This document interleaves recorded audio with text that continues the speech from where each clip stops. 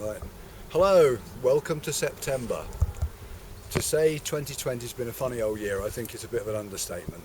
But not just because of the pandemic, but from a weather perspective. So we've got lots of successes this year, and we've got lots of failures this year. So one of the successes, believe it or not, this is one plant. I've got 3 bins under here. One's got a courgette in, one's got a butternut squash in, which has done nothing at all, and the other, this one here, has got what I was told was a red Spanish pumpkin. Somebody sent me seeds from Spain, and they grew last year, and I've grown them again this year, and they're bugger things like that. Wasn't supposed to break off, but luckily that one is nearly ripe. It's called a Napoli squash, I believe, closest I can find. Very much like a butternut squash, and it's got the seed hollow in the centre down the bottom here. So all in all, I think I've got about 8 or 9 of these off that plant over there. I'm not going to go in there because I'll end up stepping on them. So that's been one of the successes for this year. I gave my fig tree a real good pruning last year, and all these have come up around the side of it. So I'm going to keep a couple of these from the back and then chop this off later, and try and keep it down. We've got a rule on the allotments, it's not supposed to be more than 2 meters tall, and that obviously is, so I'm going to try and keep it down. Over here we've got the strawberries. Absolute disaster this year. It was the first year for these. I normally have kilos of strawberries. Nothing happened, so I've taken some runners off for next year that are now in a pot over there, and there'll be additions to it, and I'll do a 3-year cycle on them. This runner, just as a matter of interest and as a side, comes from that plant we were talking about a second ago, all the way over there. So that's 7 meters long, and there's even some fruit on here this end. So that's a baby one, which I'm not going to lift up too much because otherwise it'll break off. So that's how they start. We've also got our jack-o'-lanterns pumpkins that are coming along really nicely. That one's fallen off already, so that's ripening up on its own. We've had 4 off the one plant, one down there. They're doing really well. Butternut squash, they're okay, but they're not doing exceptionally well. My biggest disappointment of the year is my sweet corn. Normally my sweet corn's up here. This just didn't do it this year, and the cobs only half formed, tiny little cobs. These are all gone way past it now, as you can see, but so they're destined for the compost this year. You know, we might try again next year. I might be so discouraged I won't bother. The runner beans were in absolutely full crop mode 2 weeks ago, and I was taking home buckets full every day, and then along came Storm Francis and knocked the whole lot down. I don't think I've had more than 2 or 3 beans off them since. So all the ones that were there are now well past eating, but they'll be the seed for next year. And then I've got one down here. There it is. So that's the seed for next year, already dried off. And then these ones will be, all I'll do with these is I'll just take the bean out of the pod, if I can get the bean out of the pod, and then into the freezer, and it will go in anything. Anywhere that you would put beans, you can put that. Lovely and crunchy and beautiful. This is my asparagus. Obviously it's finished now, but all this side of it, this is all the first year. I planted seeds from last year, of which these will go red.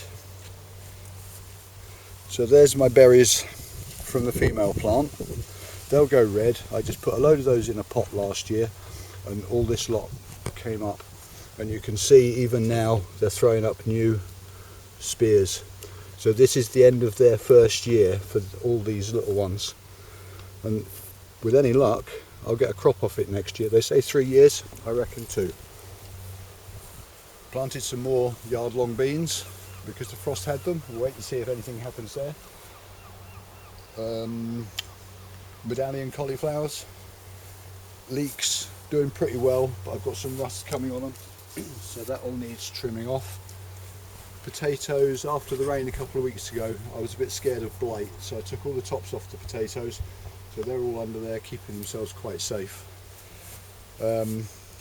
Artichoke was up here, the wind had it all down, so I've cut all those off. They're coming back quite nicely. Apples, this is the tree that was dead. Got not a bad crop on it, but only about half what we would normally get. There's gone a bit of dust, that one. We've got purple sprouting that's just about coming into, got some little sprouts started there, so that won't be too long.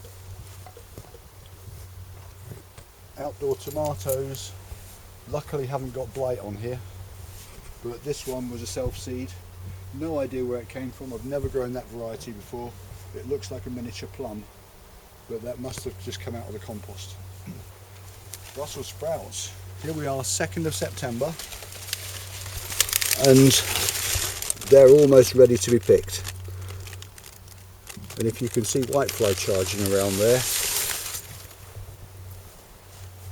I planted marigolds last year to keep the whitefly away. And I've got marigolds here, and there's no whitefly on this, hardly, but just over there, loads of whiteflies. So it could prove it scientifically that marigolds keep whitefly away, but I don't know. It's just what's happened. Cauliflowers are my nemesis. I've never really managed to grow a decent one until last year when I grew medallions. They were fabulous. This is one called Snowball, and they're just rubbish. Cabbages have been really good. Parsnips for later, looking really good. I've seen people on Facebook that are digging parsnips already. Really, I won't say you shouldn't because I don't like the word. They're much sweeter after a frost been on them. I always think of them as a winter vegetable, not a summer vegetable. We've got some really lovely golden beetroot. Comes up an ambery, orangey sort of colour, and that's really flavoursome, which is lovely, as well as the ordinary beetroot. And that's about it really for the outside. After that rain, I've planted some more peas over there, which probably won't happen. It's getting a bit late now, but we'll see. These cabbages have been really good. It's the first year I've had proper cabbages. But in the greenhouse, that's a different matter altogether. Oh, got some nice little red cabbages there. The pear tree had loads of blossom on it early on, and either the birds or the wind took them off, so hopefully next year, pear tree. But greenhouse has gone absolutely ballistic. It's gone silly stupid. So we've got, I think I must have had 50 or 60 cucumbers off this year, and that's just off 2 plants. Look at the size of those. Really can't complain about those. I've only had one bitter one. More up there, more there, another one there, and there, variety Telegraph or similar. These ones are variety Beth Alpha, and they're a miniature cucumber. Oh God, look at it. And there's still tons on there. This one, another Telegraph one, look at the size of that. And there's another one down there, and I saw another one up here somewhere. There we go. There's more babies there. So this is just going to carry on cropping and cropping and cropping. What I'm really, really, really excited about this year is my, I forgot what it's called, aubergine. So I've got a couple of nice aubergines coming on there, and lots of flowers still on it. So I'm hoping that we're going to get a good crop. The basil's gone mighty and ballistic. Tomatoes are looking good. A friend of mine sent me some avocados from Spain. When she came over, she brought some with her, and I planted that about March, April time. Just put the seed in the pot. Don't worry about all the toothpicks in water. Just put the seed in the pot, boom, and there we go. So that's pretty good. These are you go into the supermarket, you'll see the red pointy peppers.